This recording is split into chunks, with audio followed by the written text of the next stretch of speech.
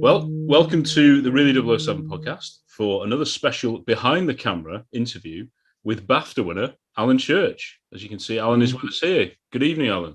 Good evening. Lovely to be with you all. You too. I hope you find all my stories interesting, because I still find them interesting as well sometimes. I forget some of the things, you see, and it's like the brain cells get a bit dead, and when you start talking to, equal fans and everything, things come out a little bit, more coherent of what I did in the past. Well, we haven't heard all these stories, and the people watching haven't either, and we're all Bond fans. That's at the end of the day, aren't we? So we love talking about Bond and hearing from somebody who's been in behind the scenes for the Bond films themselves. So Alan has over 30 years, I think I'm right, of experience in the visual effects. 1981, yeah. 40. Oh, was it 40? 40. It is, yeah. Oh, it is, isn't it? Sorry, oh God. Yeah. Died. But he has worked on 5 Bond films, is that right? From Never Say Never Again. Yeah, Never Say Never Again. I can't count. Octopussy, View to a Kill, Living Daylights, License to Kill, GoldenEye, and Never Say Never. That's sick, isn't it? What a run that is. Yeah, my word. Sean, Roger, Tim, Pierce, full Bond. Yeah. Oh, absolutely incredible. Yeah. What a claim. Yeah. Well, Yeah. We'll discuss him later. Judging by what you said earlier, we might be in agreement. Anyway, yes. Just to let you know, guys, you can watch all our other interviews on YouTube. You can listen to our other episodes on iTunes and Spotify. We're on social media, which is where we actually touch base with Alan on Instagram. We're also on Facebook and Twitter. So I'm Tom Pickup. I've got Rob here with me and my brother Harry. So we're all fascinated with the world of Bond, none more so than the era that you were working on. I'm so pleased to have been part of the Cubby family, and I'll tell you about that a bit later. About I was a really backroom boy that absolutely mad about Bond, and I'll tell you about my career actually and how I got interested in Bond as well. I won't go too slow because we'll be here till tomorrow, but but basically how it started is that I was always mad into films, but my brother in 1971 for his birthday went to see Diamonds Are Forever. When it came out, and my brother told me about this amazing opening and couldn't understand what it was, these dots and things like that, and I was gagging at the bit to go to, because I was really given films to watch, like the Disney films and things like that. And I think the Battle of Britain, I don't know how that got into the whole frame, but my parents took me to see the Battle of Britain. But I loved that. And there was this double bill around about my birthday, I think it was, Dr. No and Thunderball at the Odeon Rainers Lane. And my dad took me and my brother to see it. And it just changed my life, because it's not the word camp, it was just something I'd never seen before. And what blew me away was, the drama of it, the screen going black, these dots going across the screen. I've never seen anything like it. And then these silhouettes and all of that, and then the villains, how over the top they were, and how their demise was, and all of that. It was just amazing. It was pure fantasy. And so that came out, and I was hooked. And then I think Live and Let Die came out soon after in 73, and I remember there's a short film about flying fish or something, a bit in Hawaii or whatever, but I saw that about 20 odd times when it first came out, and my poor gran just she's, bless her, I didn't want to see any more Disney films.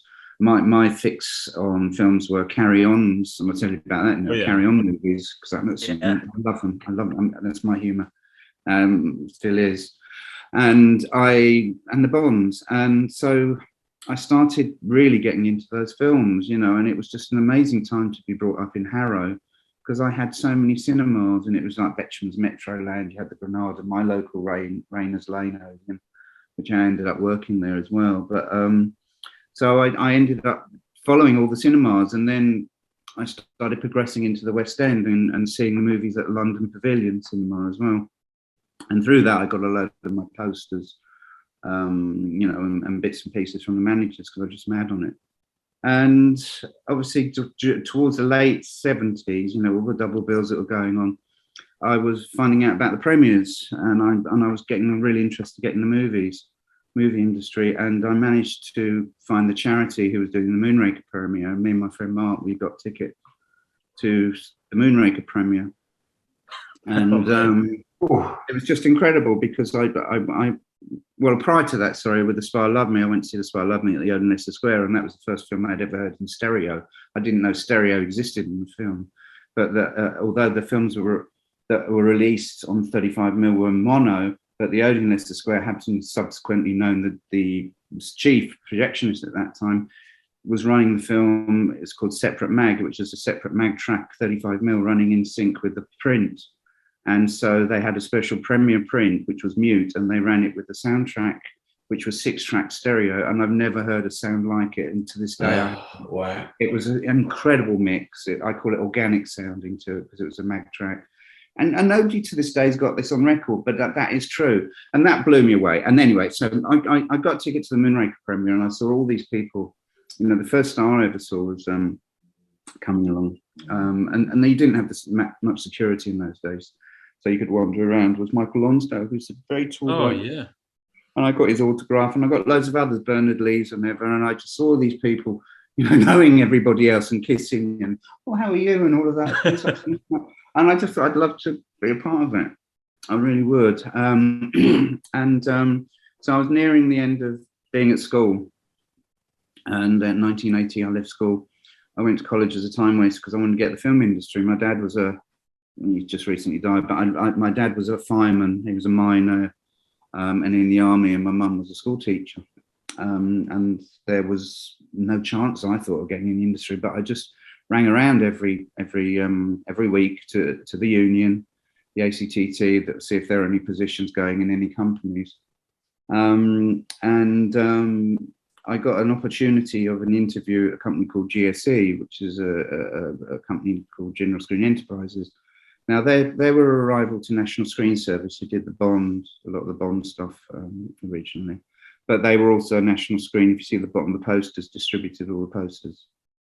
But this was a visual effects optical house, and there weren't many around. And so I got an interview there. My jaw dropped to the ground. It was just a junior position, and this was based in Uxbridge.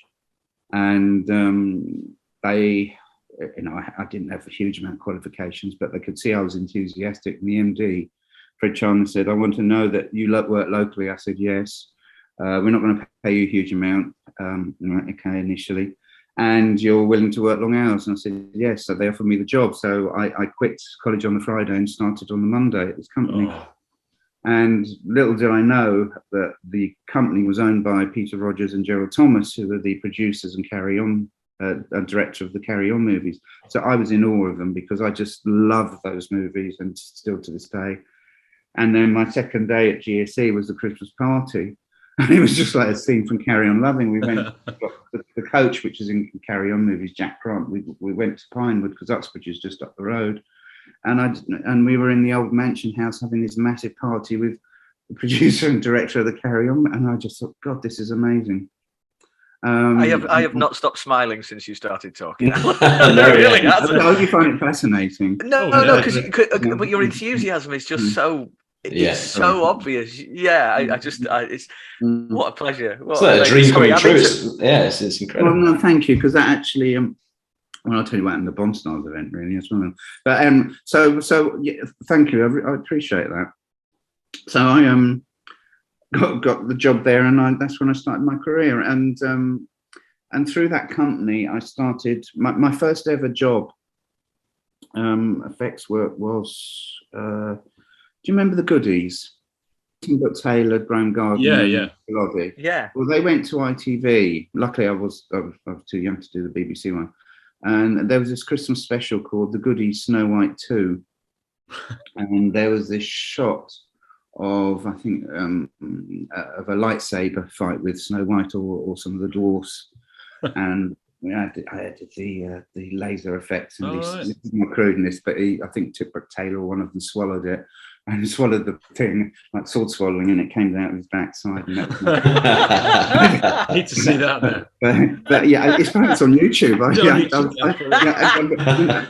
started. I'm doing a lot of reminiscing at the moment, which is quite nice. Really, a bit of therapy, as I said, my head right recently. But it was nice to see. But that's on there. But no, so I started on the 16mm department when I was doing things like Grange Hill titles. I was doing Wildlife on One, the Holiday Program with Cliff Mitchell more, Widows, Mr. Majestic, with Stanley Baxter, Bergeracs, all of those, and that was an amazing training ground because you were handling 16mm film, which is very fiddly. So I was an optical assembler and I was prepping up the film ready to be shot. The effects on this contraption called an optical camera. If you Google optical camera, you'll see what it's like. It's well before CGI. And I learned how to handle film. Then I got promoted within the company to being assistant to the technical director, Mike Bond, who was an amazing man, very disciplined. And through him, I started working on features and titles. And then I started going on to films. I did a little bit of work on Educating Rita. Oh, wow. With Lewis Gilbert. Lewis Gilbert and Bill Cartledge, which was great, because that got recognition and everything. And I don't know if the company got credit for that, because in those days it was just the company that got the credit rather than the individuals. In the UK anyway, Star Wars. In America was different. There were different contracts. Yeah. But then I started working on films Aliens was a huge one for me. Yeah. Krull, so good. Work on Krull, Life Force, which is now considered a cult film. It was called something else with a C in those years ago because it wasn't really well received. But it was just a mad film. Because I did a load of Golden Globus movies, Canon films, Lines, Runaway Trains, but also doing all the trailers as well for them, like Hard Rock Zombies, Dumb Dicks, it was just Charles Bronson movies, and it was really, but it was an amazing, and doing a load of Disney stuff as well, like Black Cauldron and whatever. But it was a company that had contracts for all these studios, and. Not only did we do the trailers, I did like UK versions for Star Trek 4, Voyage Home. We had to change the title to the Voyage Home Star Trek 4, and we created that craft that was giving that noise out of the humpback whale or something, and there's that light source down. So we created this light source, and it was better than the American title. But we did all of that, and what we were also doing at that time, and I was mad on it. Excuse me. I did a small amount of work on Octopussy, which was amazing. Nothing to shout out about, but a few opticals. Maurice Binder was at National Screen Service. Well, not at, but he took the work there. But the company was having financial trouble, and there was this situation where my managing director wanted, obviously, his work, and I definitely did. So they threw me into the fire as the person that trying to lure him away. So we started doing a bit more on, not the titles at that time because National Screen was still under contract, but we were doing work, some trailer work and things on it, and I did some VistaVision work, which is large format film. It's film runs down with the film that way, but then that way with the film going that way, whereas VistaVision is more like a 35mm in your camera frame, so it's like I think 4 or 5 times bigger than a normal 35mm frame, but it's on a 35mm frame, but running horizontally. So my camera was adapted to that, and then I did some work for Eiffel Tower and the Golden Gate Bridge scene. Again, it was not huge. May I ask, Alan? I'm so sorry. From a complete, layperson's perspective, you mentioned the phrase optical work. Could you just tell me what that? No, it's just because I'd really love to get to grips with it. Right. So I use the word organic a lot now as well, but optical work. It's obviously the days before CGI, and so I was given quite often, and God, there's so many films I've mentioned, like Hope and Glory, Scandal, all of that, but so what happens is that, I would go and see the editor or the director at Pinewood or Twickenham was the place normally for post-production. and they were cutting the movie. And then they call you in and they say, right, we want you to do this, that, and the other. Can you come up with some ideas or whatever? And they will give you some film. They'll give you the elements of the film, or they'll give you the film. Now, sometimes you would work on a print just to do a rough. So you would shoot. So what you have is an optical is you have what's called an optical camera. And so if you Google it, everybody Google it, you'll see it, you'll see what it is. And and I think there's pictures of me on somewhere anyway. It's basically, it looks like this massive lathe. It's like there's this huge, great big flat bed with loads of knobs and buttons and dials and things in the front. And it's sectioned off into 3 different parts. Then you've got a camera mounted on that. And the camera with the lens. And then you've got a projector there where the camera photographs from the other element of film there. Then you've got another one there, another projector, which focuses onto that plane, which then photographs onto that, with various other reels where you sandwich pieces of film together. So what you literally do is, if you do something like blue screen, and that's, again, this is because I still do the job now, you know, I'm a supervisor producer now, but obviously in a different, you know, different technology, but you have those same disciplines as you had in those days. You know, you get your blue screen element and you create your what's called mats, so your whole back mats, so if you put a mountain in the background or whatever, and you create it all on this camera. That's amazing. So you are literally, you are, and you're creating a new piece of film.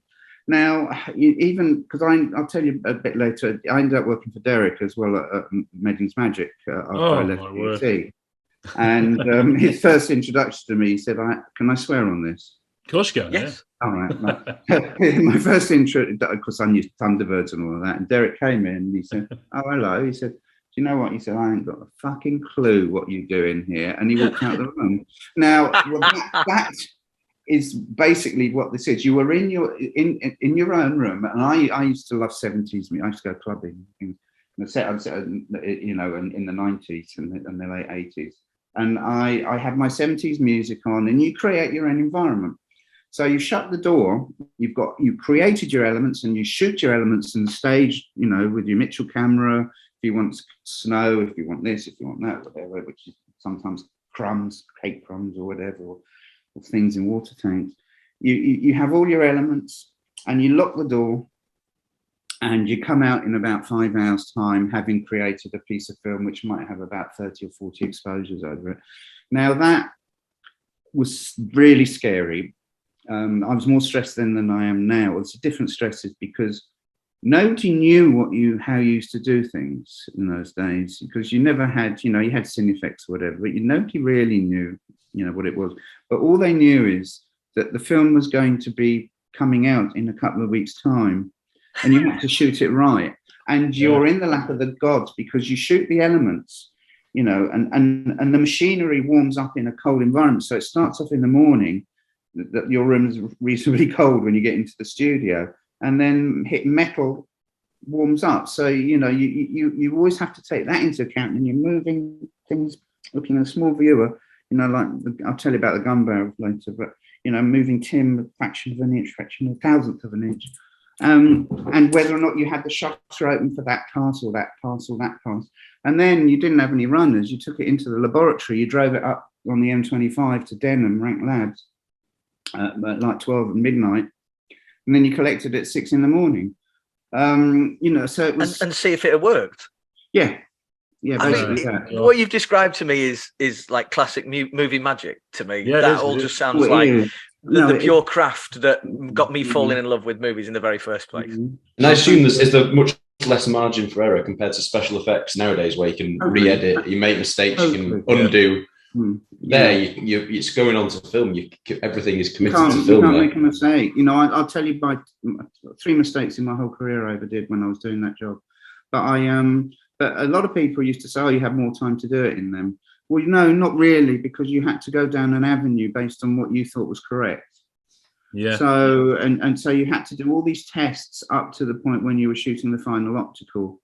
So basically, the optical is that final, you know, your final shot. And what and there are traits that I put in to my stuff that I can see, little things that were my trademark, and you know, I look at the stuff, and I do like living in the past, you know, and unlike a lot of people that like if they do introduce a film or whatever, I'll stay and watch the whole film. I don't walk out, you know. I'll sit with and I stand at the end, and I love it, and I absolutely love it. And I think CGI is really good. It's a tool that should be treated very carefully when it's storytelling, especially when you're using camera angles, or you're tracking or doing a 360 degree camera move, which doesn't cut in with the rest of the film. You know, you have to realise, you know, that it's quite a dangerous thing. And now you've got the metaverse coming up, and you've got all that stuff. But no, the whole thing about film, shooting film, you know, there was a movie I did called Runaway Train that was directed by Andrei Konchalovsky, which was the best Canon film, I think. At that time. I think it won an Oscar for something. Well, 90% of the snow falling was done comped by me, put together by me. Most of that snow wasn't there, and it was literally, you go to the cutting rooms, and a lovely editor, and in fact he was one of the editors of You Only Live Twice, Henry Richardson. He's not with us now, but he was really nice bloke, and he edited Valley of Gwangi as well. My absolute favourites. I got some pictures of me and Henry. It was lovely. No. I'll tell you something else. I'm reunited with a mate of mine who edited Golden Voyage of Sinbad and wow. I thought he died, but he's living up the road from me. It's amazing. That's incredible. Lunch. But anyway, so I'm very lucky. So so I can't remember what's that. Yeah, it was the snow. So the snow, you see, consisted of various techniques. It was like cake crumbs falling against black. If there was, you know, if the train was whipping past, or the snow was going past, you know, fast shot, it was little spots, white spots and artwork. And you put that on black card, and you put it on a camera, a rostrum camera bed, and you pulled it quickly. And that gave you the streets, you know. So you created everything, but you were given like all these elements. No, you were given like, this is the film, this is what it's cut so far, and you're given a print, and then you eventually get the original negative, and you have to make copies of that, and you know, and whatever, and work from that. But that's how you did it, you know. And like Runaway Train, 90% of that, the snow was us at GSE, and then, you know, there were inserts in there in the prison scene. I don't know if you've seen the film, but there's a prison scene with John Voight and Eric Roberts where a knife goes through somebody's arm. Well, we shot that in our stage because they hadn't got anything. That was my mate Cassidy that did the knife turn, you know, and then there's me in the background wearing the prison suit. But it was just, it was amazing. And working with Peter Yates, you know, who directed Bullet. Yeah. And he used to check up on me because he directed Krull. And I had like 4 movies that was doing that at the time. And on a Saturday, I could hear the back door going in Uxbridge, in the place where I was working. And the door, and I could hear, Alan. And so I quickly had dope sheets for, I can't remember what the other films are, but I had them all here. And I quickly swapped one for the other. So I was doing a different show, but I put Krull up there, and, you know, titles of Krull I was doing. You know, and it was just amazing. And throughout the whole process, I was very aware of who I was working with because I'm a fan, you know, and I ended up, well, I'll tell you later about Cameron, whatever, but Polanski, I was Polanski. Yeah. As well. Nicholas Rowe. Goodness me. Bernardo Bertolucci, The Last Emperor. Which Last Emperor, with Maurice Binder.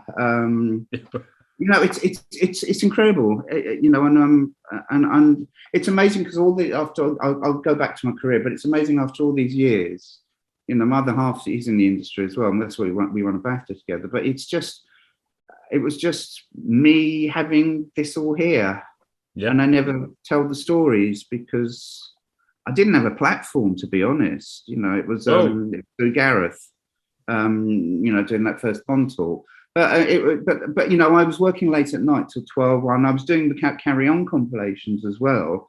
In the 80s, they had Carry On Laughing and What to Carry On TV. Yep. And I was doing all these crude effectsy things, going from one scene to another, and the titles and things, were doing all that. It was just incredible. And you know, there was one. I'll tell you one mistake. Yeah, there was one mistake. Yeah, I'm just thinking there are a couple. Of your three, did you say there are three mistakes? I was doing Spaceballs, the UK Oh version. No, Brooks. Yeah, and I had to do, including the English titles, the roller, which is like Star Wars. You know? Yeah, of course. Yeah. and I had about 6 different versions to do, and it was really rushing it because we didn't have a lot of time. And right at the end, it says, if you read this, if you read this, if you can read this, you don't need glasses. Now, so that fades up. You see, that fades up at a certain point. But I had this as one bit of artwork. So, but it fades up. So I had to introduce it. So I literally put masking tape on my gate on that projector. Oh. But the problem was, and I was so shattered, it was late at night. It started peeking through because when you put tape on the gate, it's not on the right focus plane, and so it popped through. My boss went absolutely mad, so I had a blazing row. But I mucked up, so that that didn't get delivered on time. But they pulled it through because it was being blown up to 70 mil, I think it was, for the showing at the Odeon, Leicester Square. But the one time I did really muck up was for a film called John and Yoko. The love story, and I didn't finish the end titles in time, and it was for the cast and crew screening, so that was a real embarrassment because everybody wanted to see their name. But I haven't done badly, you know. So. No. But so Bond. So then came. So I did some work on A View to a Kill, and Pauline Hume worked with me as well at GSC at that time, and of course Alan was lighting A View to a Kill. So she offered to take me down one lunchtime to see Alan and everybody, and it was the mine sequence. Oh yeah, and it was the flooding of it, and I was just gobsmacked, absolutely gobsmacked with all of it. And then I started what I started doing then at that time was I just started going into the office at Eon because I got to know Iris Rose. Iris was lovely. She was Eon, you know, she was like the mum, or the grandmother. She used to like ring my mum when I'd left GSC to see how I was and all of that. It was just lovely. But so that's how I started getting to know them there. But then the biggie came when we started getting Maurice in permanently, and we were doing Last Emperor, and I'll tell you about that, and Deceivers, which was Pierce Brosnan. I did trailers, Star Trek 2, 3, and 4 as well. So all of that. So on Living Daylights, I started to get to know Maurice, and I didn't do the teaser trailer, which was the Land Rover sequence. I started doing the others, and I also did my first time I did a gun barrel. Oh, I can't believe this. Such a good gun barrel as well. Yeah, no, wait for this. No, I did a gun barrel that's never been seen, and this is not the one that you see on YouTube with him jumping and turning, which again I did. I didn't do the final one actually because National Screen were doing it, and that quality is not as good anyway. But I did the one thing jumping around, and I've still got that somewhere. But what I also did is that they wanted a new introduction to the new Bond, so we did this new gun barrel, which was very modern, very silvery, metallic silver, not like the teaser trailer. And I've got a few clips of it somewhere. I haven't got, and it was pretty stunning. I have to admit, at the time, I was more of a traditionalist. It was probably best that they didn't go with it. But when you look at it now and you look at the CGI ones, I think it's a halfway point between the traditional and the CGI. And it's bloody good. So I've got, if we meet for beer, I'll show you it. That sounds amazing. Really, I've got it somewhere. But it's just a couple of test frames. But it was just amazing. But then I started to get to know Maurice, and then I did trailers, which is great. Putting the trailers together, I utilized the gun barrel. I did the jump one on one version, which I think maybe you can see it on YouTube or something. But then I went back to the traditional one and I made it a bit bluer and things for the trailers. And then on that film, we did a lot of work on that, the opticals. Necros when Bond was drugged. And it was Bond's point of view. Oh yeah, right. Yeah. Like we go into the cutting room and say, we want this druggy feel, you know. And it was like that. You want this druggy thing. What can you come up with? So you go. You know, you get your print element and you start doing your test. And it was like multiple exposures. So good that. It's a bit too formulaic because it's too. It's so famous though now. It is. But it was. But you know, there was that. But there's also some tricksy stuff on the Aston Martin laser thing. But you've got which we use the same artwork sites as we did for the tanker sequence. We just I've noticed that. Yeah, it's exactly the same. But there's even some tricksy stuff in there, which, you know, I think Peter Hunt said a lot of what he used to do when he was alive in the documentaries. But there was one bit where John Rhys Davis. Yes, Pushkin. He was Pushkin. He was in with his lady friend, and Bond's in there with the gun, you know, and the henchman bloke is outside, and he opens the door. Now, if you look on that, there was just no impact there, and he said, "Can you do?" And I literally had a day to think about it. Could you think of what you could do just to make it known that he's seen something? And I literally just froze a frame for about 2 frames, and you can see it now if you look at it. And that henchman opens the door. There's a freeze like that, and and it's that little split second. Oh, right. There were loads of little. The untrained eye. Yeah. Works brilliantly, doesn't it? Yeah, and it's all those little things that you did.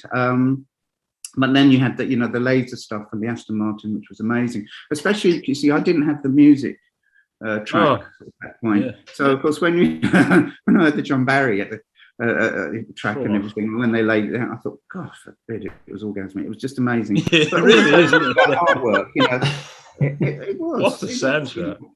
It was just amazing, you know, and you know, so it was me doing my bits and pieces, and my team and my friends at GSE have only just started getting to. Some of them have sadly passed away, but we had a reunion not so long ago across the road from the building where we used to work. There's about 6 of us, and it was just magical, you know, and in fact, then I discovered that my mate that I did all my trailers with, Ken Sidey, actually worked with Maurice on Dr. No, you know, and so it just, and I said, "You're joking, aren't you?" So it was, you know, me and Ken worked together on so much stuff,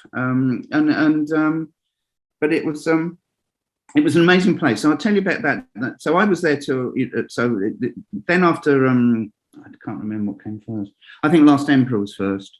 Yeah. So we did you know, we were on, you know, we got our little pack shot stage in Uxbridge on Oxford Road, and we were finding all these objects and hieroglyphics and things, and we were putting them together. And and it was my first experience of shooting with Maurice, and it was a very interesting nightmare. It drove you insane, but it was just, you know, he drained you at the end of the day. But he was just amazing. If I was ill, you know, bad cold, he used to go up the road and buy me a Lemsip, Uxbridge High Street. But it was probably to get me to work harder. But he just, I just remember his work. When he used to come in, he said, "Look, what if we're going to do this? What about if we do that? What about?" And you say, "Right, well, I'm just doing something else at the moment." And you say, "No, we need to shoot it now." And I said, "I can't." And he said, "God damn it, schmuck! I thought you wanted to work with me." And then he got what he wanted, and he smiled, and it was, you know. But we did all of that, and then on the Deceivers, which was the Brosnan one, which was a low budget movie. It's I quite like the movie. It's the Thuggy Cult, about the Thuggy Cult, with Brosnan and all of that. And Maurice said, "Well, what are we going to do with this one?" What Indian Thuggy Cult? So we went to Southall Market. We got a little Carly and things like that, and we started putting together this title sequence about the Indian cults and the religion and things like that. And we shot that on Super 16mm because there wasn't the funds to shoot it all on 35, because Maurice had a reputation of shooting thousands of feet. Yeah. But because they were all visuals and playing with lights, with spotlights reflecting into water and things like that, and whatever. But that doesn't affect the quality. It doesn't matter as much when you're blowing up to 35mm, and it worked really well. And Last Emperor was pure 35mm, you know, and was just amazing. But then I'll tell you about Never. I've missed Never Say Never. I'll go back on. Yeah, I need to hear about so with Maurice coming in then every day, because you hear these other stories about, you know, from and I adore him, John Glenn. He said I've done more movies with him than any other person. I love that. Oh yeah, we've interviewed him. I've got to see him. I really haven't seen him. He's the biggest gent, isn't he? And he's 90 now. Come. Jesus, is he? Yeah. What have I done? But apart from the Bonds, I also did Christopher Columbus with him. And, oh wow! Oh, Space Precinct as well. Yeah, delightful man, absolutely delightful. So I have to say that now he is one of my favourite directors. Ours too. As well. Yeah. Absolute gentleman. Yeah. So License to Kill was coming in. Maurice, and this is a very much a reflection, exactly mirror image of what Derek was experiencing on Precursor to GoldenEye. I was coming in, telling me, he said, look, they're not going to give me the bond, they're not going to give it to me, because normally what happens is that he then goes on location and he gets ideas, whether it's what he's watching on out on location, it gives him an idea of what theme to use and whatever. For the titles, but they weren't asking him, and he used to come in a lot because he hadn't got any work. He said, I don't think I'm doing it, because I kept on asking him. I was like a dog. Oh, you can do it, you can do it. And I remember one Monday morning he came in and beaming smile, and my camera room was the first room, the back. And he said, Alan, I'm doing it. And I thought, my God, I'm just jumping up and down. He said, but we need a theme. And I thought he meant Bond theme. He said, no, a theme. And I said, well, I've seen nothing of the movie. So we got little bits of the film. And it was the pre-title sequence, but we only seen like the wedding bit and whatever. And we knew there was a gambling scene, and we utilised the fact that there were cameras. And we didn't have much time because he was fresh into the Bond movie. But we, he was asked to produce a storyboard, which he never liked doing because he didn't like being tied down.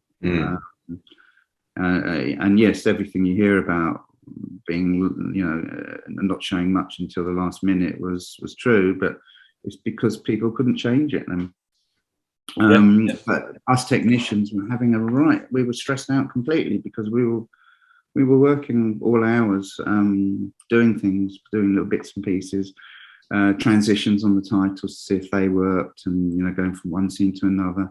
My argument to this day is that what I like about his titles is that you could look at the titles and you could look at the background within the same shot. So the titles kind of faded up on the left-hand side, and there was a space where the title should be. And then the action was down there, and by the time there was a transition to another scene, and then you saw the titles over there, and then it was all fluid. The titles weren't necessarily plastered over somebody's face, plastered over there, or jumped on. We used like this ripple glass, and like this the bathroom glass, to stop people peeking in when you're doing whatever you're doing. We had that glass which created the ripple for the titles. Oh yeah. All of that. So all of that stuff. So there was a reason why they were shot, or why he shot them like that. So there were visuals, but there were visuals that were complementing the titles, not visuals because the visuals look great. They were complementary to it. And yes, he liked having his title on the best sequence shot. Best background. So so he said that. So we proceeded to work out and what to do. And during that period, we were asked to shoot the teaser trailer with Timothy, which was the one where he's holding the gun and he's turning around like that. Timothy Dalton, all of that. What was the title at that stage? Was it License to Kill, or was it when it was License Revoked? Yeah, it was still License to Kill. It wasn't License. It was License to Kill. They changed the title to License to Kill just prior to us doing the trailer. Right. And so we had Tim, which was just amazing for me. Oh gosh. And so I may have said the story, but there's this watch that changes, LED watch, and it's 007 on it, and he's got it on this thing like that. But he was wired up, there were wires everywhere. But if you look now, you can see it on the Blu-ray. I didn't clean the glass, you can see my fingerprints. But he was great. Tim was brilliant, and he sat on my chair, and I swiveled him around. Oh, is that how? So he was. It's a meme now, isn't it? He was on my camera chip, and I was swiveling around to camera. Yeah. But we also shot quite a lot of other stuff as well, and I've still got it. I think I put it on the Instagram actually. He burnt his license to kill, so I've got his license to kill. So we had quite a few of these cards with a picture of him, and he used the lighter that he was given by Felix. Oh my word! And he lit the lighter. And he burnt it, which was and we shot it at high speed. So all of this was going to be in the trailer. Now, I think it is great if it was going to be in it, but it probably, because it was a teaser trailer, nobody would understand what the hell it was going on about, so it was cut. But Maurice heard that we were filming him, so he came down. He wanted us to do some work, and with shall we say that Roger got on better with Tim than Roger got on better with Maurice than Tim, because Tim is very much a Shakespearean, whereas wants to know that's what my position is, that's where this is, that is, and there's nothing wrong with that. I think Tim was great. I liked him a lot, and what was really so that didn't work out too well. But anyway, that's besides the point. So, I ended up having, or a group of us having lunch at the Crown and Treaty Park next door. Tim wanted my managing director booked him a table at Giovanni's across the road, which is a posh restaurant. Tim said, "No, I want to go for a pub lunch with the lads." Rob, you must be loving this so much. If I didn't already love Tim to absolute pieces, that is just. It's great. It's great. I think he's got a bit more Hollywood eyes because my other half worked with him on Penny Dreadful. My other half Supervising. Oh yes, that's great. But things change a lot when you do streaming shows. But no, I thought he was wonderful. But he was very professional. And I think there are photographs on the net of me and Tim. And we also shot they did the stills for the poster campaign and all of that. Yeah. But we went to the pub next door, and he was just charming. I loved, and I was just. Well, can you imagine? If it was like you guys, it was just amazing. So that was so young, weren't you? So were you early 20s? You've got the titles to shoot. You were like in your early 20s then as well. I mean, you must have been. Yeah, I was born in 64. I can't work it out. So 89. Well, yeah. Yeah, it must be. Yeah. So that was amazing. So then we started to shoot the titles, and we shot the titles in 2 parts from Maurice, and it did go on a lot. So the first girl, which is the girl holding the camera at the beginning, she couldn't hold the camera very well, so we had to cut her hands out and put another girl's hands on it. And remember, this is optical days, and all of it. But Maurice, and you can see a little bit of fogging on the foreground because Maurice chose take 1, and that's when we laced up the camera and you get a bit of fogging. You can see a little bit of that in there. But when she then looks at the 007 coming up, which is obviously something that you add later on the optical camera, the most difficult thing is eyes, just to focus on something, because if you try and look at and follow something and there isn't anything definite to focus on, it looks like you're spaced out on on whatever drug you were on at the time. But so we put a stick up with a little ball on it, and we said to the girl, I can't remember her name, that one, to follow that, and so she's following the 007, but of course it's not there, but it was just a ping pong ball on a stick, and it wasn't her hand. But then when the gun fires, which you probably may have read, is my hand firing the gun. Yeah, for the title of the film. Yeah. So that's another thing. It was amazing. About 25 quid, which is fair enough. That was a lot of money. That naive church was I was waiving my rights to get repeat fees. Yeah. Maurice said, because I've got, you've got very small hands, haven't you? I said, yeah. And he said, well, and it was I suppose it was a bit dangerous throwing the gun or whatever. It was filled with oil.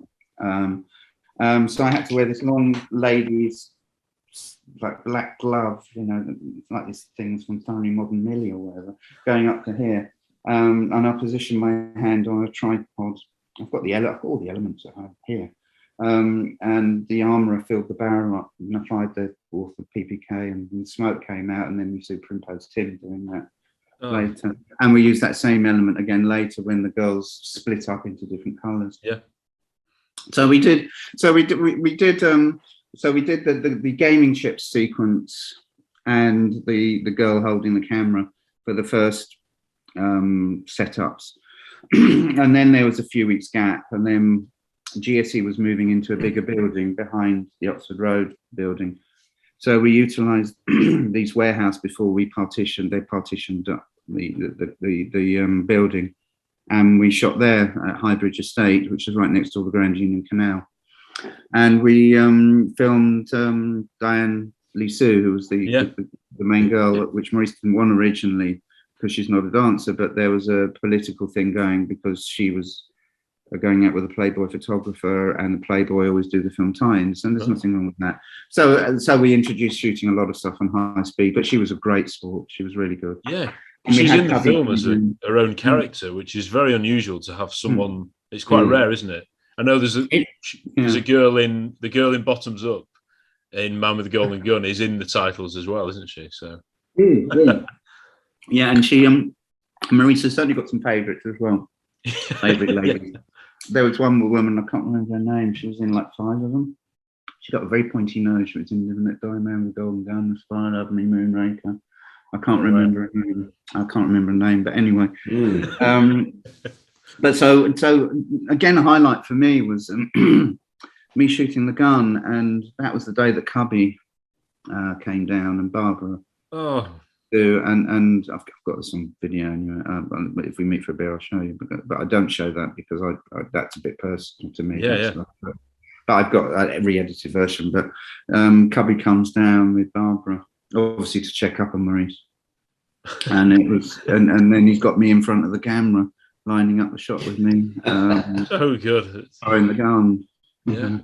It's great. And then there's me. You see bits and pieces of me. We used the tricks with the watering can, with the hose, the glass, put the girl behind the glass, which, and then high speed. And she wasn't a dancer and did all of that. And, all these techniques. And that carried on and off for a few weeks. And it was just amazing. So all of that was going on. So then Maurice got into editing it, which took forever, because he had thousands of feet of film. So all of that was going on, and then I was doing bits as well as a couple of other optical cameramen like Mick Lenny, who's a good mate of mine. His uncle edited Casino Royale, the original one. All these people that I've worked with over the years. Mick, Mick's a lovely, he's a great mate. And Ken Sidey editing with Maurice. And me putting lots of the rough opticals together at that time. We didn't have Gladys Knight singing it. We had the Bell. Yeah, singing License to Kill, not singing her song. She was singing. Oh, right, okay. Oh, wow. Yeah, I've got that's on the video as well. So you've heard that version that no one else has, right? Oh, we worked with it. Yeah, we worked that version. Wow. I've got it somewhere. I've got it somewhere. I need to see all this, hear all this. Yeah. It's amazing actually, because it's nice. We literally had a music centre, and we had the girls dancing to her, doing, I'm got a license to kill, her version of it. And it was all right. It was fine. I was a little bit disappointed. It was a bit slow. And then so post-production was happening, editorial, and, we creating these little sequences, and you do a rough cut, because it's cheaper on black and white film in those days. Just, creating a positive to a positive image, but doing loads of mixes and transitions. And then it was a Monday. He came in. He said, let's go upstairs. And he said, I've got something here. And it was a 35mm print, about 270 foot like that. And it was a mag track. It was a magnetic soundtrack. It was brown magnetic, like a cassette tape, but 35mm material. And the editor then sunk it up on the scene back with our rough cut of the titles. And I'll never forget it. And it just sounded like Goldfinger, it was that. Yeah. And it was just orgasmic. The head. It is. Yeah. And 90% of the music cues worked with Gladys, and I had no idea Gladys was singing it. He came from Pinewood, and it was amazing. And then we had that to work from, and it was incredible. But so then we had to do all the final stuff. But meanwhile, because I was an absolutely massive Bond fan, and Maurice was getting on a bit, and he had a lot to do. The gun barrel had to be done, so he gave it to me to do completely.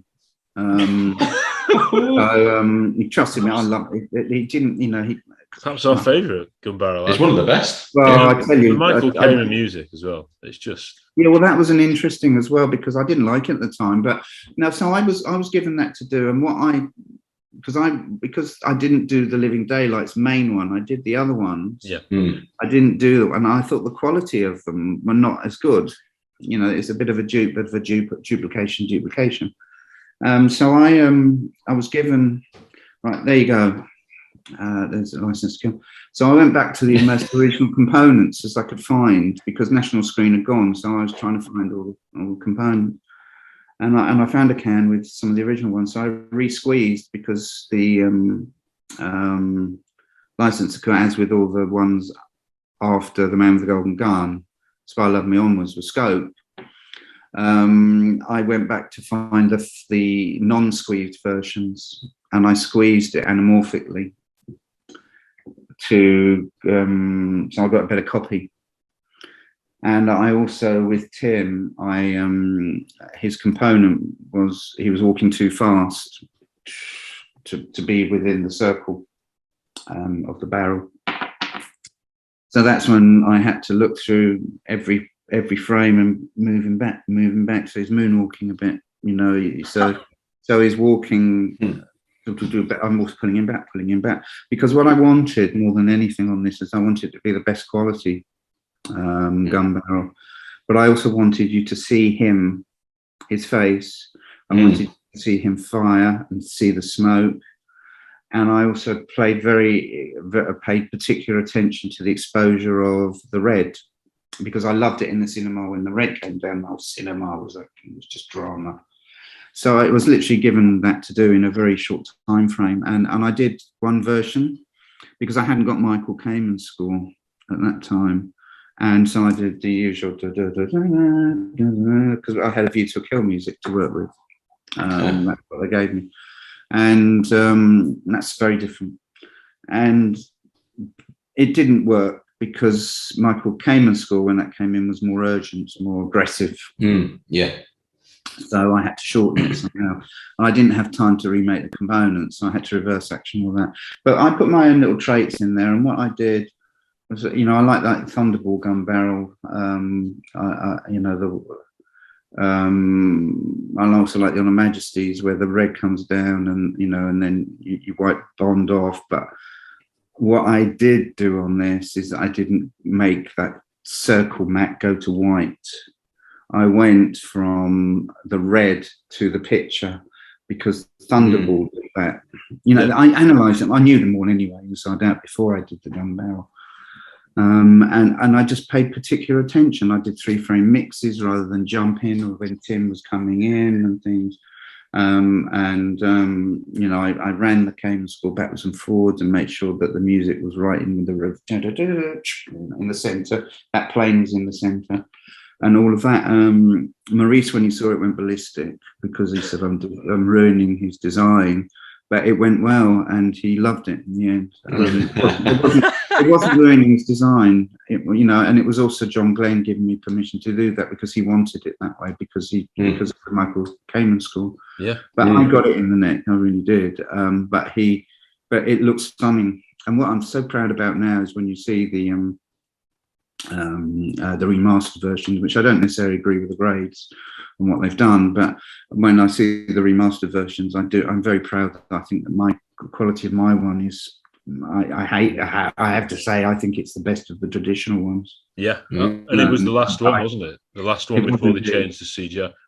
We actually saw it at the Prince Charles. When it was shown, they've been showing them each week. Yeah. We were there with Paul Weston, who was talking all about. Oh, I was going to go to that. We did that. We hosted it. Yeah. Sorry, you because I was with Paul having a lunch with a Gareth thing a few weeks earlier. Right. Yeah. What a small world, isn't it? Yeah. It's a Bond family, isn't it? Yeah. It's a Bond family. Everyone gets on. I know. Just think about little me, you know. You're a fan. I never went to these locations in those days, you know. My intro when Gareth did the Bond Star thing, and I was like top billing, which I had no idea after all the other bits and pieces. And you hear the stories, which is great, from Britt Ekland on a Blackwood or whatever when I was on set, or when I was in Barbados or whatever. And I don't have any of those stories. Because I didn't go anywhere like that. I was working in this, and so I said to him, I said, look, and I always have a bit of a giggle, because I'm nervous at that point, and say, look, I'd just like to say is that, I worked with Maurice Binder, and, we created probably the most glamorous part of a Bond film, but it was the most least glamorous environment that we created these.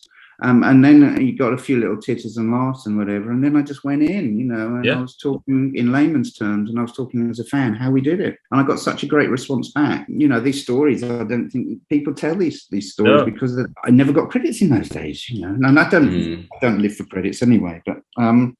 But anyway, so, right, okay, never say never again. We missed that. I'm so, at this point, Alan, I'm so sorry. I don't want to interrupt here at all. I've got to put my children to bed, but I just wanted to quickly say what a pleasure it's been to meet you and hear this stuff. It's been absolutely amazing to meet you. And I do look forward to that beer as well. Yeah, okay, definitely. If you're enjoying Really 007 Pod, why not follow us on Facebook, Twitter, Instagram. Look us up at Really 007 Pod. It'll scare the living daylights out of you. Well, you did the 30th anniversary. You talked at the Prince Charles head of that, didn't you? Yeah. So what happened with that? Again, being a Bond fan, my other half said, "Oh, don't do it." I said, "I'm going to go in there and see if they want me to do a bit of a talk." So I went in there, and I said, "Look, you got 30th anniversary there."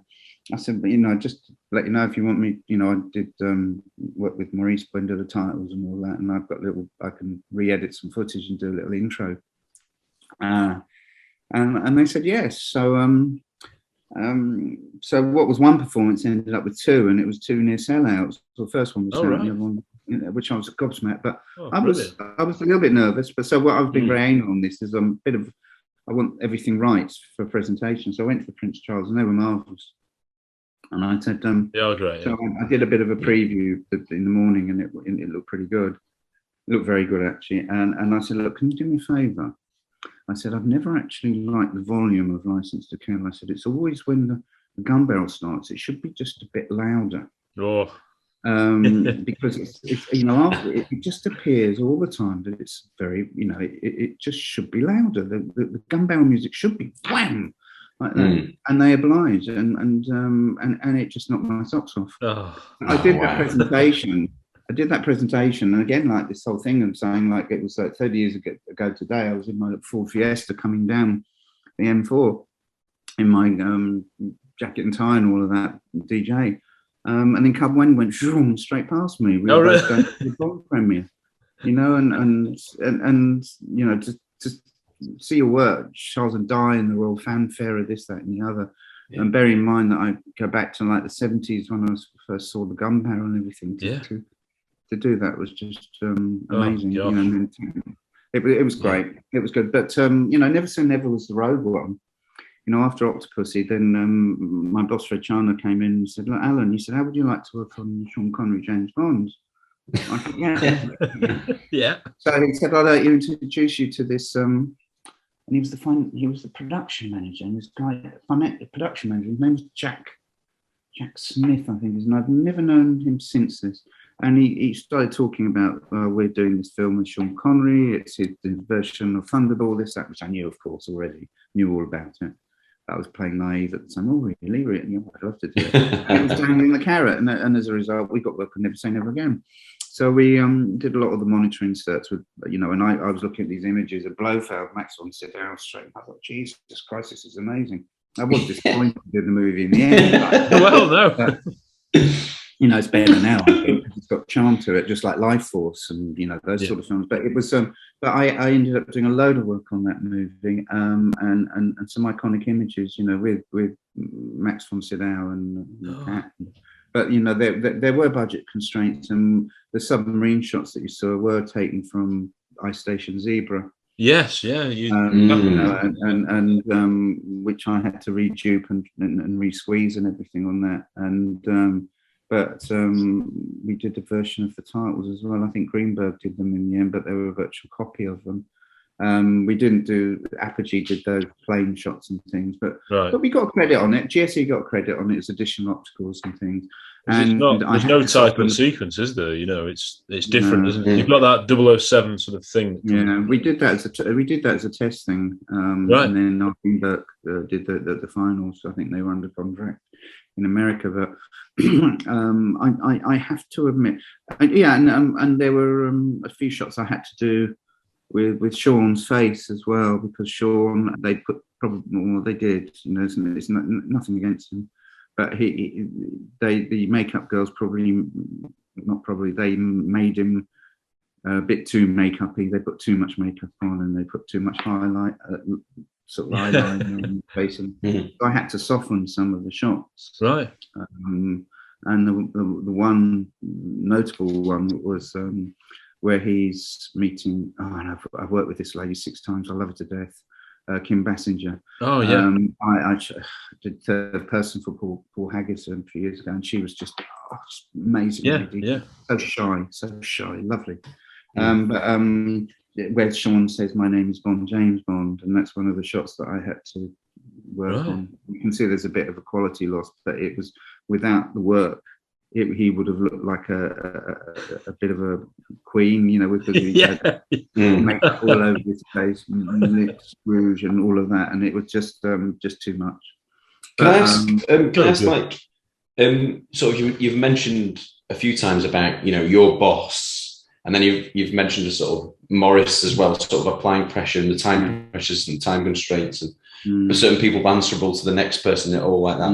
But what was it like with Never Say Never Again, where did you feel that extra pressure where there was a competitive nature, you know, because of, you know, the film's nature? What was like the atmosphere like around?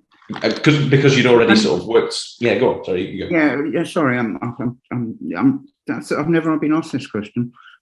I felt there was pressure. Now, I don't know what the hierarchy thought, because I never was in the offices, you know, apart from saying hello to Iris or a cup of tea and things. I never really what but there was obviously notable realism that there was this competition.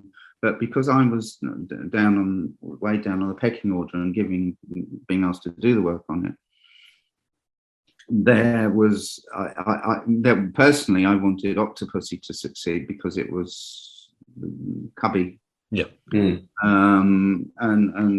when I saw some of the footage of Never Say Never, I was very impressed with some of it, the sharks. But then, you know, as you get to know that it's not the family that made them, but there was also pressure to finish Octopussy at a certain time, which, you know, the premiere had been booked months in advance. And there's no way that, you know, that Never Say Never was going to be finished by then anyway. I can't remember when they finished filming. I think the editor was in Crawford, actually. But no, and Never Say Never was editing at Elstree. And for me, Elstree was the no studio, because it was always Pinewood for me. It was the Bond and Pinewood, you know. And Elstree was the studio that I didn't go too much, really. So I was building up an anti-thing of that anyway, that it wasn't a real Bond, but there was a factor of a feeling of the competition and what was going to succeed. But I think that Never Say Never came out in December in '83, whereas the Octopussy was June 13th or 14th, something like that. So I felt there was some competition going on, or pressure, but for me, being in the lowest part of the pecking order at that point in my career, I wanted Octopussy to succeed. It's such a unique moment in the franchise history, and it's amazing that you were at the heart of it, really. Which is, uniquely placed. It's incredible. Well, yeah, it was, and the whole thing about all of this was, I took on the responsibility of doing things because I was enthusiastic. So in other words, we didn't have like thousands of people doing the visual effects. There were like 3 optical cameramen. Yeah. There was, and we did, I think there was only about 40 shots in that film, something like that, 40 or 50 shots. But on some other films you had several hundred shots to do, but there were only 3 people to do it. So, and and the whole focus was on you. Aliens. I had a bit of a breakdown on Aliens because I was doing the end titles and a lot of the lightning shots, the electrostatic stuff, which was taken from Cameron gave us these elements from the Terminator, high contrast elements, and he wanted to say, right, there you go, use them, but you can't suddenly use those elements and put them over a completely different film. They have to be reanimated and whatever. But you see, that was the problem, and he's a very good filmmaker, but very difficult if you're a technician or an optical cameraman. But that was right up to the last minute for me, and I was literally finishing the film, the end titles, which were simplistic in so much they ended up going from the pods, one mix to another mix, and a bit of a rock and roll. And then the end titles were on black, but I didn't have much time to do it. And they're very small titles, very small, so the exposure has to be right. So I had to then take them to Denham once I finished shooting the titles on my optical camera, pick them up on Saturday, look at them, then drive over to Technicolor at near Heathrow, West Drayton, because they had 70mm facilities and it was blown up 70mm. But then the next day, the cast and crew was being shown at the Odeon Marble Arch. So the pressure and working with somebody like him was so great. And it was just me in my little room behind closed doors, when you're on your own at night, creating these images, which was scary. Very scary because you didn't sleep very well because you. I was going to say, this is a through the night job, isn't it? I assume there was no day and no night with this kind of job. If you sort of you literally. I used to be one of the first to go in because I'm a light sleeper. Go in about 8:30 in the morning, something like that.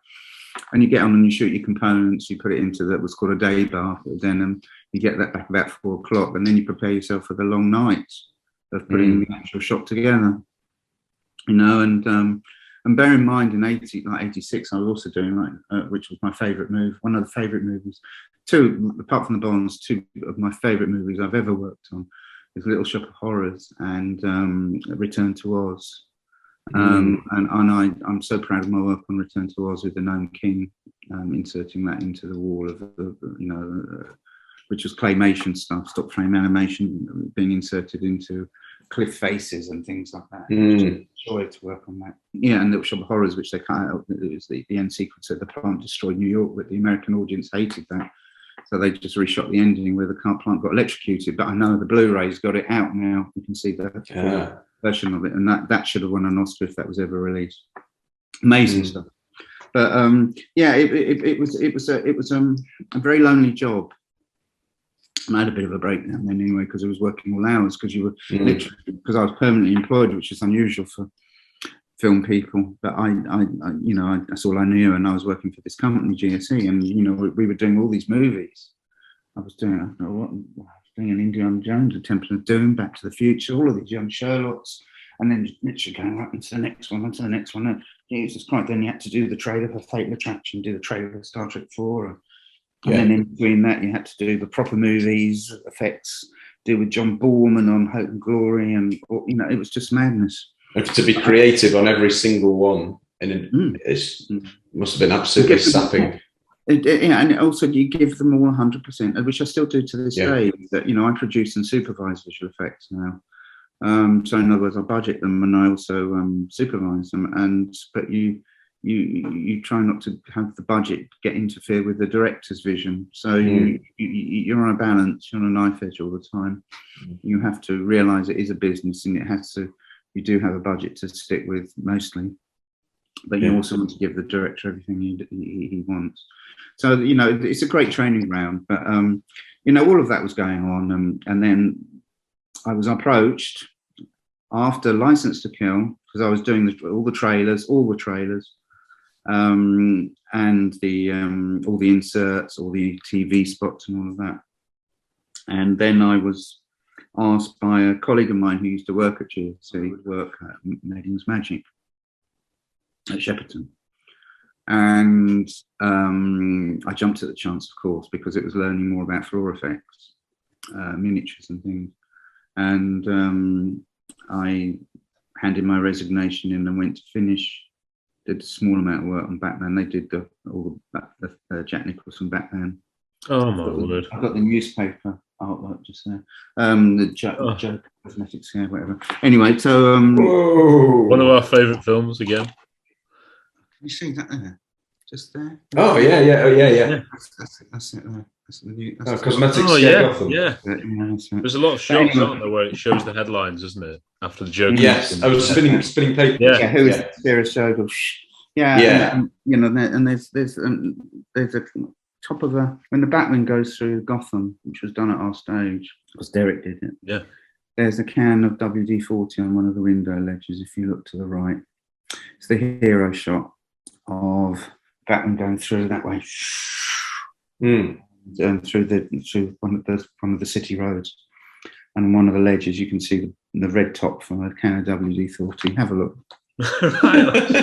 Anyway, so I went there, and my primary job was to actually work on Neverending Story 2. I love the first one. It's a small amount of work on that, but not much. But so that was my introduction. I did about 150 of optical effects on that movie, but we were shooting. I've got the orange somewhere as well. I've got one of the orange. So animating the snake, we were doing floor effects, was doing loads of stuff because we had M Stage. All the offices were around M Stage, and M Stage is where they shot the Daleks movies. So a very small stage, but during that period, I ended up working on Cape Fear. Oh, what a film! Which was one of the most exciting times. You know, it was. I operated C camera, but I was focused, and we built the Everglades on H Stage. Okay. Yeah, because I was going to say I've seen a picture recently of that miniature and everything, and the set, and it's just remarkable. I've got loads of photographs. I'll probably put some on there actually on my Instagram. I think there's loads of those. My picture on there, but we had. So we utilised H Stage, which was the biggest stage at Shepperton. Slightly, it's smaller than the 007 stage, but that side is massive. So we constructed our own tank, and we went with permission to Black Park, cut a load of trees down, which they were felling anyway.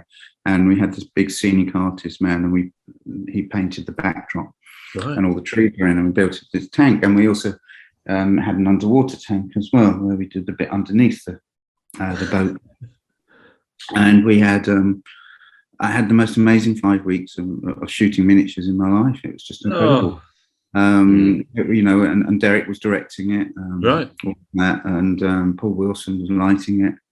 I was focus pulling. I did C camera, which was the side shot of the boat breaking up.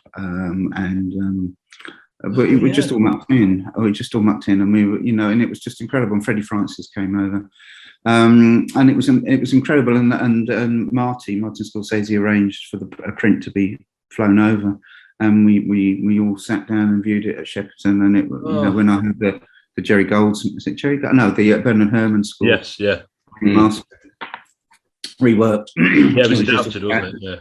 It was orgasmic. So we did all that, and again, this is I'm going back to after that. Then there was this period of Derek not doing a huge amount of work, and he used to come in and he said, I wonder if I'll be doing the new Bond. I haven't done one for a while, all that. Yeah, he hadn't done it. And then he came in one day saying he's doing it. There's a bit of a gap for him, wasn't there? There was a huge gap. What was the last one he did before GoldenEye? I can't remember. I think so. He also did another one called Germinal, which was with we created this mineshaft sequence, and it was an action sequence, and it wasn't a massive bit, but it was a Gerard Depardieu film. Oh yeah. But he was he was obviously thinking, like we all do in the industry. I've been doing it 40 odd years, and there are times when you think you're not needed, but suddenly you get more work. And he came and said he was doing GoldenEye. So he went off and that was it. We didn't see him for ages, and we started working on it. And my first experience on that was a first week. So 7 eyes set. I was there for 1 unit, and second unit I was doing back projection. Because we had a back projector as well, which is the old technique. Well, now people call it virtual LED screens and whatever, but there was a time when you actually projected film on a screen with the characters in the foreground. But it sounds very simple, but it's not. Because you have to light it correctly. You've got to get the exposure right for the background. You can't have the shutter out of sync. There's loads of things. And you had 2 techniques, front and back projection. So the 7 eye set, a lot of those graphics were back projected, so they were there. They weren't screens and things, and especially the app, which is the line where the 7 eye the satellite was. Oh yeah. That's the back projection. So I was about 120 foot behind that screen, and they'd only recently converted the factory to a film stage, but it was leaking just at the point where the projector had to be. But bless him, Peter Lamont constructed a bounce mirror thing where the image came in, hit the mirror, and then bounced off a prism after another thing. So I could do it at a right angle, have the projector at a right angle where it wasn't raining. And so I was doing like the first few days of a new Bond movie, A New Era, with Martin, who was very nervous that time, brilliant director, but very different way of directing to Ian Sharp, who was the second unit director. And I was working, 20 hours a day on that, because I was doing main unit and second unit. And that was my first experience on that, at Leavesden. And then we did some of the miniatures of the satellite sequence and things like that later.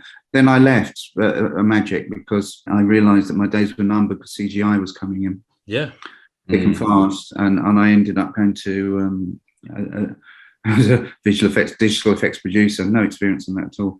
At CineSight in their early days, and I got them work on Muppet Treasure Island, ending up with Muppets, which was a joy.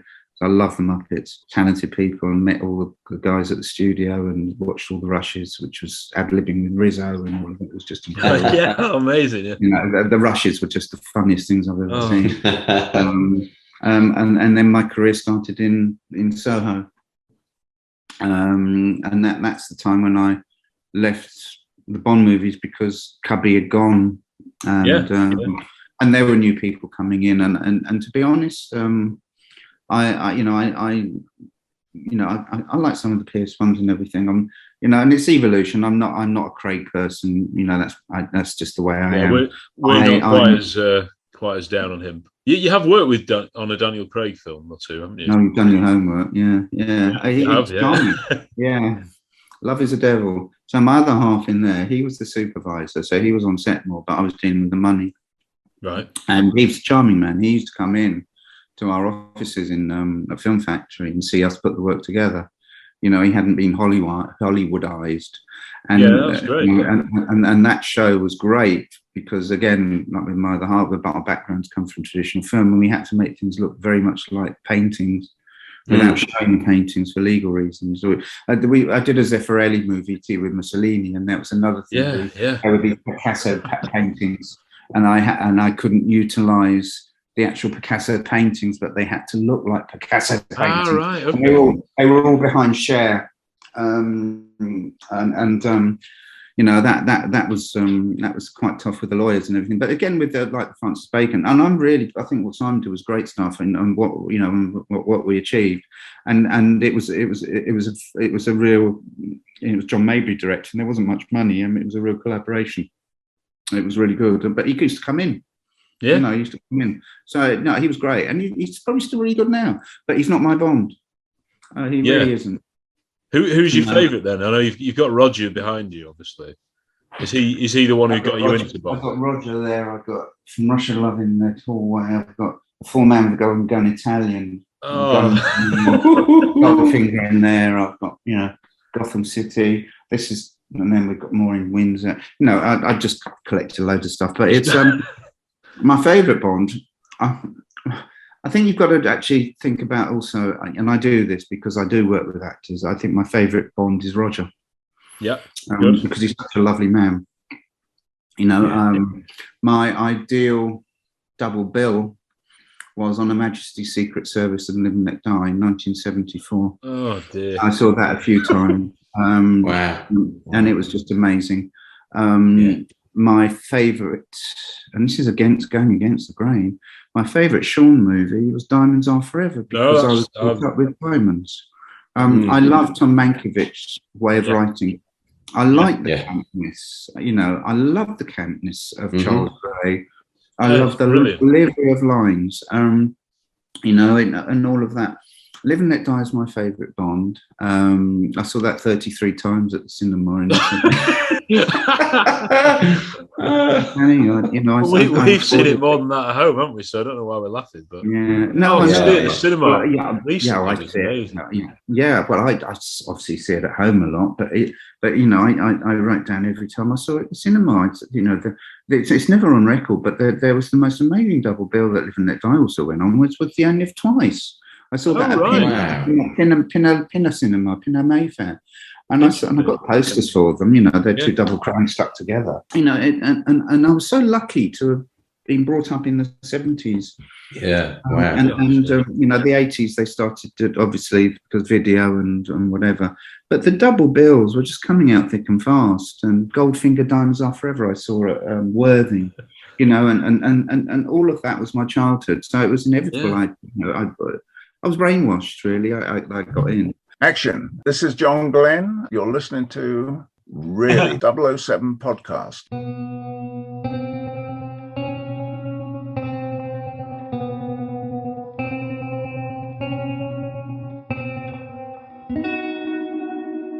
And in terms of what I do now, then me and my other half won a BAFTA. We've got one each for this Cast.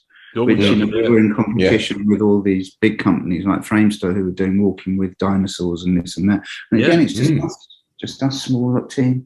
And we won. I don't think it's the best show out there, but it was different at the time. Visually, though, it was incredible, wasn't it? I do remember it. We shot things traditionally. Again, we shot things traditionally. We had them. I can't remember his name now. Oh God, Derek Jarman's productions. Christopher Hobbs. That's it. Chris Hobbs.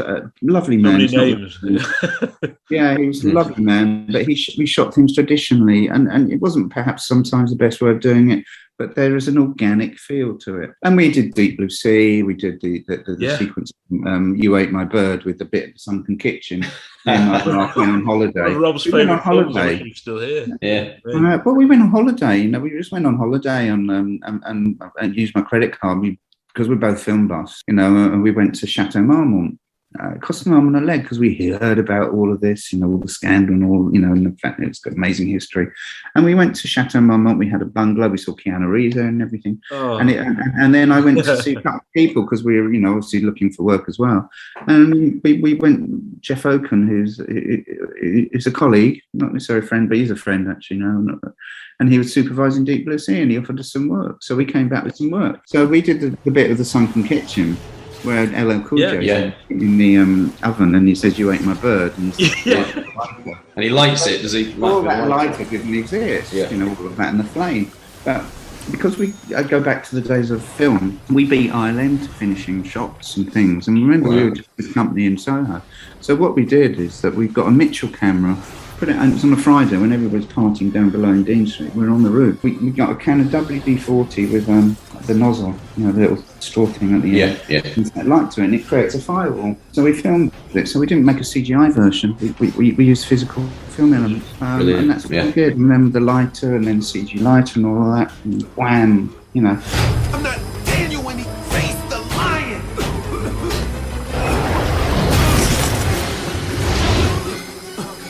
So I appreciate appreciate the iron he brought. Cooked us in his own oven. I got other plans.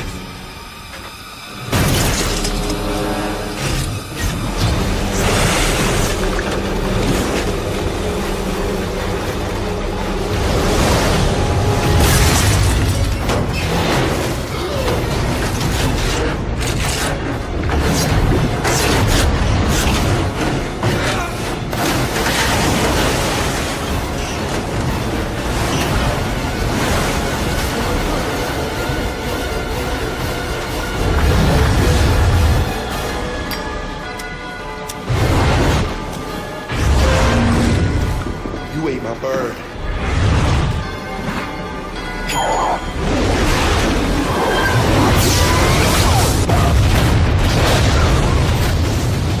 So, we did things like that, and then we had our own company. Then September the 11th happened. Also, we were doing a Winona Ryder movie. She went shoplifting, so this film we were doing then collapsed. So we decided that we couldn't we didn't want to finance our company anymore. So we decided to went voluntary insolvent, and then we became freelancers. And then I ended up doing a load of Poirots, going to Egypt for Death on the Nile, the Suchet ones. A Highlander, one of them. It was interesting, should we say? And then I worked for a production company in Belgium, and that's when I started working with Paul Haggis, Lee Tamahori. Yes, all right. So many connections. Yeah, I know. And Lee, who's an interesting character, my other half supervised Devil's Double, which I think is some of the best twinning work I've ever seen. And I was in the background producing the work, so I wasn't on set, as I was doing another movie at the time. But then Roland Joffe, I adore that man. He's in his 70s now, and he took me on the most amazing adventures, climbing up the sides of mountains, going to India, staying in a tent, 3 months in India, and trying to make these effects work on a crane, which he does, sweeping camera moves and all of that. Being friends with Josh and all of that, it was just amazing. And Time Traveller with Josh Hartnett, I did so many names, Oh yeah, because it had some good stuff in it, and I had a budget. And the film should have been 80 million, but it cost 25 million. The effects was under $1 million, and we did underwater sequences. We did it so much. We shot all over the world, and I'm relatively proud, but it wasn't the best film. I think it had been re-edited so many times, and my main producer in Belgium was having, shall we say, financial difficulties. But it was very long, man. We did 7 movies. I did 7 movies with him. But then I developed my friendship with Paul Haggis. Right. Oh, brilliant. He's a very good filmmaker, actually. Very, very in depth. I did Third Person. And then I got to know like Liam Neeson, Mila Kunis, and Ashton came over and all of this. And it was just paparazzi. I was in a car. They asked me to go in a car because they were only dating at that time, and the paparazzi were after him. Of course, a decoy for them and all that. Right. Just amazing times. And then Good Omens I did for Neil Gaiman. You've got nominated for that, haven't you, BAFTA? I didn't win. But I got nominated, which was good. Yeah, I came in partway through that show because they didn't have anybody representing the production to produce the effect. Right. They just had the facility, which is rather dangerous, should we say, because you haven't got the production's interests at heart. So I came in because I'm known for coming in and doing things like that. Right. And Neil Gaiman was delightful, and I've never met such an energetic director as Doug McKinnon. He did all 6. Normally on a show, like a director do 3 of them, not 6. Amazing man, and very, very certainly pushes you. Really good bloke. And during the time, I also oversee insurance claims, and I do big movies. And if an actor's hurt themselves, or the set's being damaged, or fire damage, wind damage, something, I'll investigate the claim. So I do that when I'm out of work. But I can't tell you, but I'm potentially I've got a job coming up soon. So if you want to come down over a beer soon, have it soon. You'll be abroad soon. Yeah. No, the Bond movies for me are still in the background. My most amazing experiences, and to have done 6 and to talk about them now. The thing is, the whole thing about it is that I knew nobody in the industry, not one person. I got in the industry. I didn't tell you this. This is funny. Because I was ringing around, and I rang Star Wars production office, and I was shitting myself because all these people. I'm just quite as a mouse person. And it was in 1981, and they said, "Yeah, we are looking for people," and I got really excited. And they said, well, you wouldn't happen to be a dwarf, would you? And I said, I'm willing to cut my leg. I said, I'm willing to cut my legs off just to get in the industry. And they wouldn't laugh. And she gave me the best advice, was ringing the union up every day. But what they were doing was casting for the Ewoks. And this lady, this girl in the production office gave me the best advice, is ring, at that time, the ACTT, because you couldn't get in unless you had a union card. Yes. Ring the ACTT every week and see if there are any junior positions. You know, you can follow your dream. I think I have to admit, although the competition is greater now to get what you want, because now because of social media and a lot of film schools and like the thousands of people working in CGI, you could get in the industry possibly easier now, but to get into a position of full responsibility is probably a bit more difficult, because you've got 1,000 people after one supervisory job. Whereas, you know, with me, because my approach to supervising is going back, looking at organic things, you know, working with Derek, working with Maurice, working with Borman, you know, all of these people. And yeah, with Roman Polanski, I ended up doing a few shows for him, but he couldn't come over. Of course, because of what happened with the potential business, whether it was Nicholson or him, all of that stuff, which goes back to the, 70s or whatever it is. But I had to fly over to present my work to him. So not only did I have to do the work at Shepperton on Death and the Maiden, Bittermoo, and another one as well, and then 6 a.m. had to collect my brushes, and then without seeing it, fly over to Paris, meet him and his entourage. And he is got incredible presence, shall we say, amazing presence. And I got on very well with him, because there was one time he was limping. I said, what's the matter with you? And he said he's had a hernia operation. And I said, well, I've had 2 of them. So he trousers and showed me his scar. I dropped mine. No worries there. Because he said, does it hurt a lot? And I said, yeah, it does hurt a lot. You know, and you know, and I would say there's some naivety in the post-production side of how we work. But he was an amazing filmmaker, and I'm very fortunate, you know, to have worked with these people and being part of camera crews, you know, and Jack Cardiff and all of these people. It's just, but it's I tallied up, because I found my diary in 1993, 94, and at that time I'd worked on just under 400 movies, because I used to write down on TV shows included. Whether there were some admittedly foreign versions and things, but there were also. But they were, if you look at IMDb now, if you've just done one shot, you credited. You know, I didn't do that.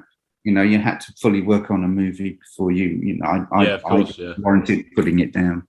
But yeah, there's probably about over 450 I've done now, something like that. And I'm very proud that I'm probably, you know, one of the longest serving members in visual effects still. But over the years, I've collected so many things. I've got 17 prints, and only twice, 2001. All of this, you know, the film was never shot in 17 because all of these people that used to work as blue screen consultant, Stan Sayer, I worked with him in the 80s and 90s.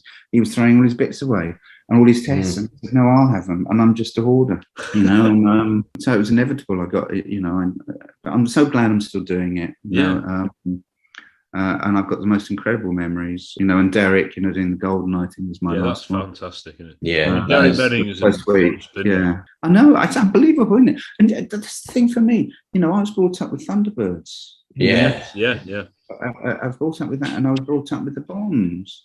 And for me, the Bond titles and the gun barrel was, you know, following on from the United Artists Trans America logo. It was just amazing, and the John Barry music and all of that. And yet, you know, I can be very critical of the new one. I was going to say, what you thought on not having the gun barrel or having it at the end, or no, I didn't like it. No, the whole thing about, you see, for me, I follow in Maurice what Maurice used to tell to me personally, and how protective he was of his design. You know, there are reasons why he designed it like that. There were reasons why it's at the beginning. You know, there are reasons why you completely go black after the logo, and you have 2 beats before the music starts and the dots, rather than the music of the Bond thing coming on and then on the video logo. That ruins the drama. No, my opinion, not necessarily. But it ruins the drama, and the wham hits you. You know, when it goes, you have the logo, and then it goes black, and then one bomb, bam, comes. Whereas now it's a precursor. It's building up with an MGM line with Universal. And you can hear the music already. Turning that into that. It was wrong, as far as I'm concerned. You know, the way Daniel walks, you see his gun. The whole idea is Maurice hit the gun. You didn't, you know. Because it's being spied on, isn't it? That's a shot that he turns and shoots. I know. It's all of this, you know, and it is being very anal. You know, I know. Well, there was no blood, was there, for No Time to Die? That people got upset at that, didn't they? No, I know, and I just, but times change. And it's a new era, and so I only saw it once at the cinema, but you know, rather than the million times of the more ones and whatever. But that was my childhood. That was my excitement. You know, and I thank the I've only seen it once as well, Alan. Really? And once was enough. I don't know who's going to be watching this, but I know certain people in the business of that. But I have to. But as far as I'm concerned, it wasn't a Bond film for me. It really wasn't, and I didn't like the end. I thought it was a vehicle for Craig rather than a Bond movie, and that's what I didn't like. If you get the actor involved in the scripts, that's what producing. Yeah, I do agree with you. It is a shame, I think, and I don't know where do you think they'll go next. I think they'll go back in time. I think they'll readdress. They'll forget now that Bond's dead, and they'll go back to an in-betweener from Russia. I think one thing about it is, you know, there's obviously been a big push to visual effects and doing away with tradition, doing away with the gun barrel and all that. But what could end up happening is that there's more of an appetite for going back to more practical effects, less CGI, and the traditional things of Bond, such as the gun barrel. I think there might be sort of quite a few fans clamouring for that now, and I hope there is a return to your era of Bond, really, and the things you created. So. No, I hope so. You know, what's amazing is when you see the publicity material of the new Bond films, you see a traditional gun barrel. In the film you didn't. And this is, you know, the poster campaigns for one of them, was it like Spectre or Skyfall, I can't remember, had the traditional gun barrel. More akin to what Skyfall that was. Skyfall. And so there is a belief that that's a trademark. So why isn't that in the film, or isn't it? When it Never Say Never Again couldn't use it, and that's one of the big things. Like, it's not an official Bond film because it hasn't got a gun barrel. No, use what you can do. You know, I find it amazing, and you know, for me that was, you know, and the John Barry music. You know, I love George Martin, but I was brought up with Living That Time more than any others. It's a great you know, Marvin Hamlish, when I saw that, on the 9th of the 7th, 77, I still know the date. I thought, what's happened to the dun? That wasn't there. It was dun. That was my disappointment. That was radical back then. I hated it. And also when the title came up, Spy Love Me, Carly Simon didn't say Spy Love Me.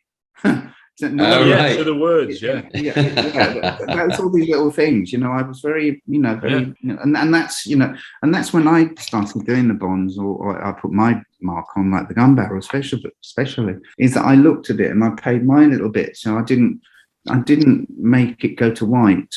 No, you didn't alter the formula. Thunderball. You know, Thunderball's got all these jerky bits and everything, which, you know, where you can see it. But I love that gun barrel, and it goes from him firing the gun, back plate, and it's from the red into the picture. And you can see the one I did, it does that. They redid the Thunderball song, didn't they? Because he wanted Cubby or whoever wanted it to fit with Thunderball being sung as a lyric to see it on the screen. It's so important. You know, I know Majesty's and Thrush and Usher with Love is different because it was an instrumental, and I love Majesty's. That's probably that and Living It Die, my favourite set of titles. Maurice's favourite set of titles, he said for him were For Your Eyes Only, because he really, that was his favourite set because he liked Working Machine. But he and we had to use some of that glass effect stuff with the water, which, you know, we recreated some of that on License to Kill. But for me, that was part of it. It was, again, as I say, like the titles, and with Carly Simon, it's like Heaven Above Me, The Spy Who Loved Me, was a lot later on. Yes, yeah. Whereas I was a bit disappointed. Now I love it. We'd sell for it now, wouldn't we? I think. Yeah, GoldenEye. GoldenEye's a bit too much. Again, I think the titles are not placed in it. It's Daniel Kleinman's a great designer. There's no knocking that, but but he's different to Maurice, and I was brought up with Maurice, and Maurice was putting titles in an area where you could see the titles, then look at your eyes. I used to do traditional matte paintings, glass matte paintings with Doug Ferris. And Doug Ferris did a lot of 2001 stuff and Guns N' Never Own, and I learned a lot with him. And these were full glass matte paintings. And Dougie Ferris and John Grant, they did some work on diamonds as well. Got C plates on that and everything. But, they're not with us now, or is with now. And there was huge glass matte paintings, and I worked with him as an optical cameraman on that, and we did a Pink Panther movie and things. What he's always said to me, he said, your eye will tell, you've got to tell the audience where your eye's going to be. So you've got to, to fool the audience for a matte painting, a glass matte painting, you've got to have some action over there. So whether it's a bit of water or something, so you scratch some of the glass, scratch some of the painting off, and you create a light effect behind the glass.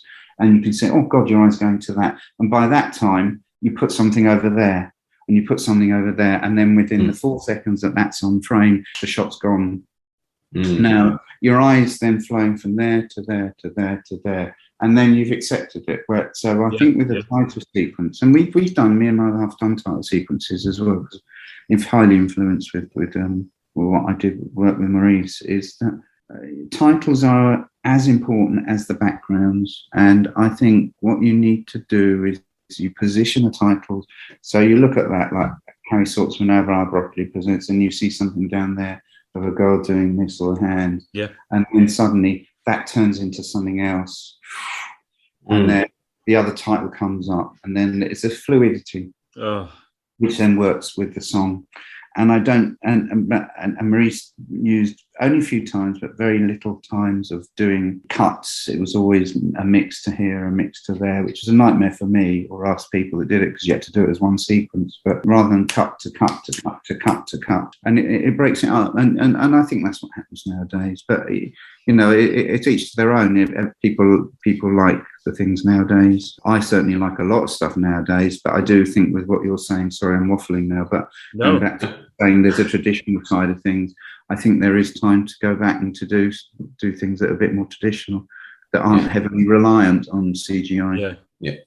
Give the actors credit, give the stuntman credit, and do proper stunts. I think they've kind of done that a little bit with the Star Wars franchise, a little bit, where they've obviously there was a CGI developed, they really adopted that and used it, but then more recently they've sort of returned to practical effects, dressing up puppetry and stuff like that. I think because I think the audience have an immediate fondness and an immediate connection with anything practical. You're very right, actually, because I've only recently, as I said, started doing Instagram, and I don't put everything out because some of my stuff is very private, and I trust the people that I've worked with over the years, so I am very diplomatic in things. But the things that I'm very proud of, I put certain things out there in photographs as a fan, but also not necessarily a bond, but also as a tribute to we did stuff on Hudson Hawk, which were miniatures and things, and lots of things like that. And to this day, you could still do things as miniatures, but what you utilize is you use that as your basis, and then build it around and use CGI as a tool. Yes. I always use this word organic. I never liked the first movie, Dune. I went to the premiere of Dune at the Empire, the original one, and I never liked it. But then the new one came out, and it's won all the awards and everything. But I just found it was just too CGI. I couldn't believe in it. Whereas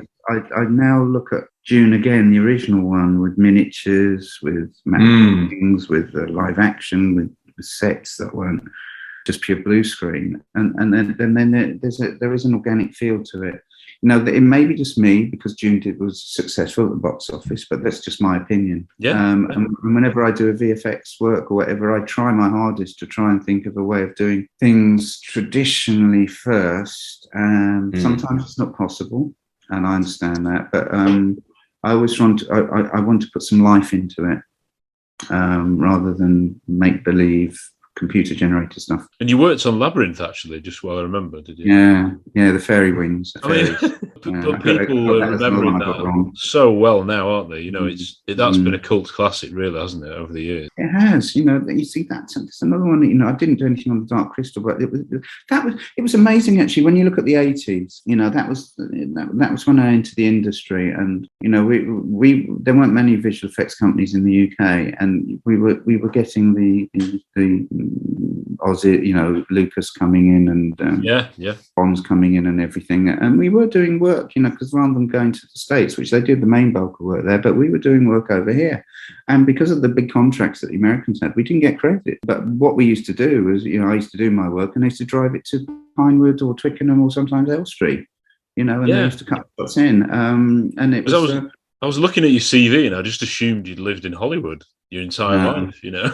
Harrow Weald, and I used to it's amazing. On the Metropolitan line until I passed my driving test. Oh, right.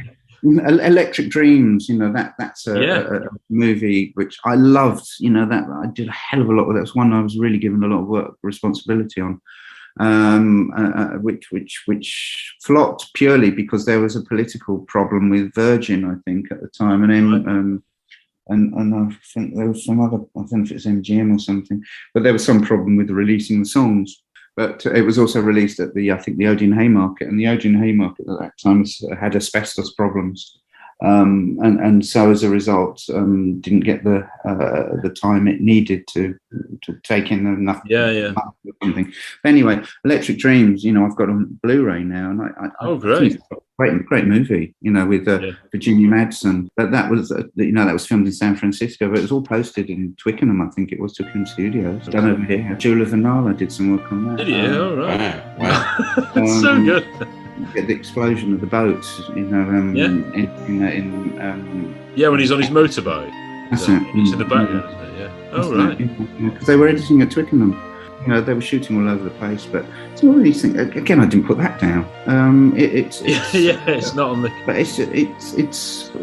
I can't. You know, I look back with fondness, and like talking to you guys, it brings back memories. I've got so many other stories. You know, could go on for hours and hours and hours. You know, and, you know, now there's a lot of the streaming shows, which is good because it's made the industry very busy again. But the problem with these streaming shows is I used to like going to the premieres. I used to like the build up of TV, of film coming out, the cinema, and this and that. And, you know, you go to a premiere now, and most people are more worried about what they look like. Yes, yeah. But you know, rather than the film themselves. And once the film started, a lot of these people walk out because they're more worried about posting their Instagram things and not worrying about the movie. Yeah. You know?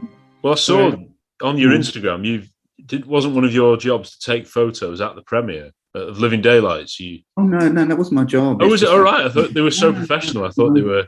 No, it's just me. No, you just at the premiere, right? Yeah, I was just because I worked on the movie, so no reason that I bought tickets anyway. But no, it was in. As I think I said earlier, the security wasn't there then because you know.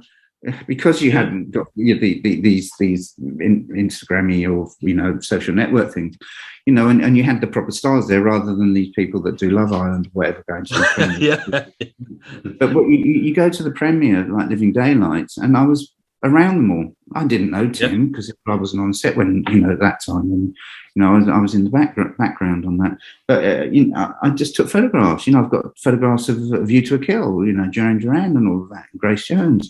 Oh my word! To the premiere of that, I sat next to a pop group called Amazulu. Oh yeah, and all of that with it. You know, but Charles Dye at the premiere and all of that. And it was just amazing, and it was the event.